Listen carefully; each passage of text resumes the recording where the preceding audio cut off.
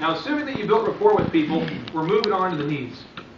Now, when you find people's needs, it's going to sound weird, but really what we're doing is in a skillful way. We're just asking, so what kind of things do you need to hear in order to buy something?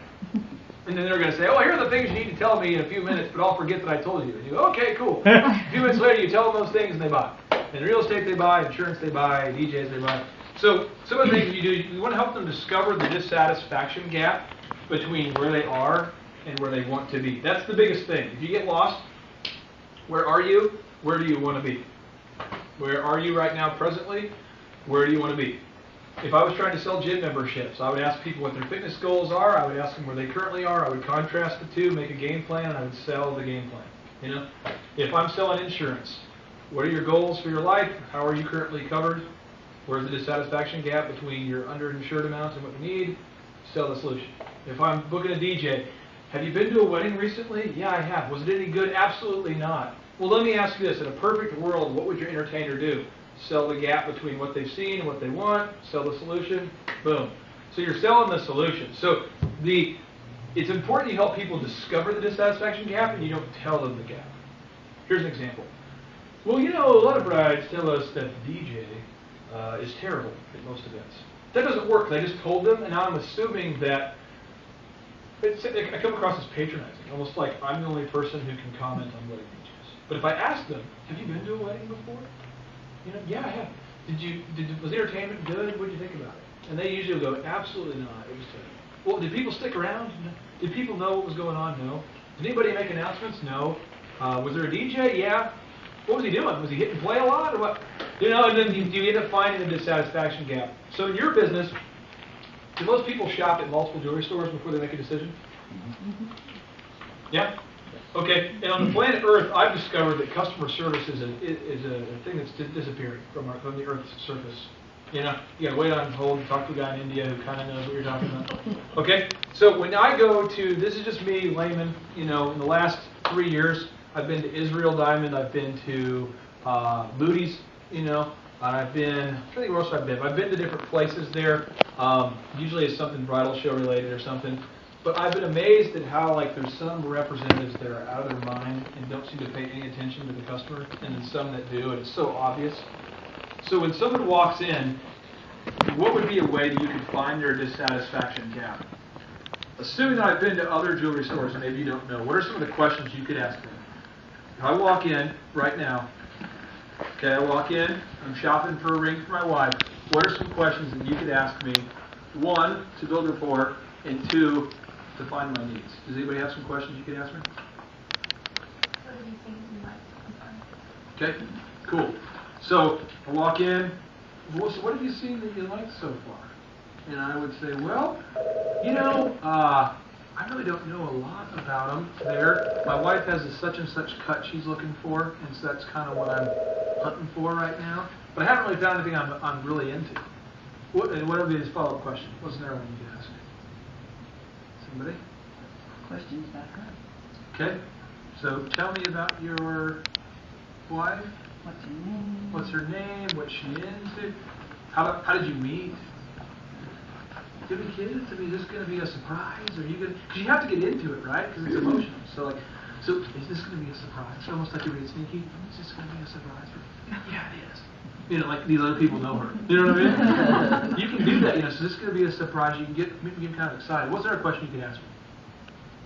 Because you're trying to get me out of. I mean, I just drove here. A guy cut me off. I got a cell phone call. I waited in traffic. There's some kind of thing.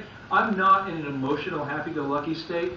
And you want to get me out of there and take me to Narnia. Right? Because I walk in and I'm kind of like, yeah, what do you have? You know what I mean? But you got to take me there. So you said ask about my wife. That's great because it takes me out of my current mindset and puts me into buying mode. What else could you ask me? Maybe you might say, well, because by that time you should have her name. Well, when you think of Debbie, what do you think of? More of a classic style? Does she like something a little bit more elaborate? I love that question. That's awesome because, again, it's getting me talking about a concept, or my wife, or it's, you know what I mean? It's not talking about the specifics of the jewelry yet, because I'm just talking about my wife, and I'm talking about, you know, so is your wife, I mean, a really stylish lady? Is she really, or is she more like refined? Is she more regal in her appearance? What is her, you know, you want to just, whatever you want to do, ask these questions, but the goal here is you have to find out the dissatisfaction gap between where I'm at and where I want to go. So you have to ask me what I want ultimately. So what I would recommend is I would say, who is this for? And I would ask them, well, you know, if it's for my daughter or my wife, whatever, I'd ask them, one, who's this for?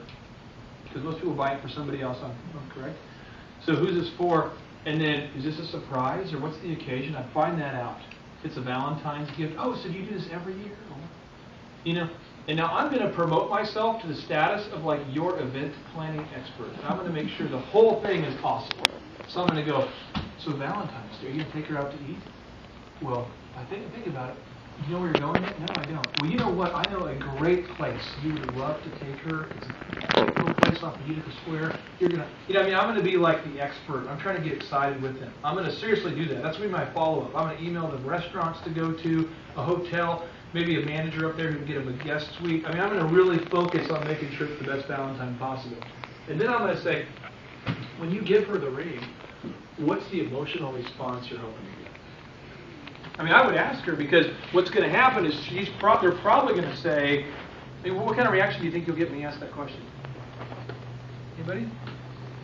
At first they might go, well, what do you mean? Right? Or they're kind of taken back, and you go, you know, I mean, like, when you give it to her, I mean, are you wanting her to be, wow? Or is this going to be a deal where I mean, what's the delivery? Are you going to surprise her with it? Are you putting it, you know, where are you going to put it? I mean, what's the move? Some of them may not even know the answer to that question. That might cause them to answer that question itself. May cause them to think about that question. A lot of guys that come in, they're looking for a desert ring, they're like, I don't know. And isn't It delivery? might cause them to.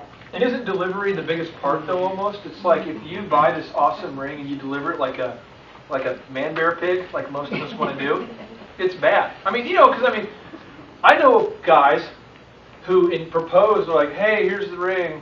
I mean, that's how they did it. Like, did you just spend $3,000 and then just do that? What was that? That wasn't even an official move. I mean, you got to get on one knee, man. You got to. You know, but I'm telling you, do we know this? Because I got engaged when I was 19. A lot of people get married when they're 25, 30. We don't know. We're man-bear pigs.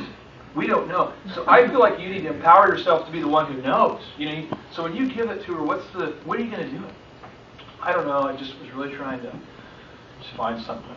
Gosh, I don't know. You know what I mean? You know? And so you have to be like, okay, well, you know, kind of guide me through this. Were you going to like do it all? You want to help them plan out this event. I mean, really, seriously, you want to help them, guide them into this process.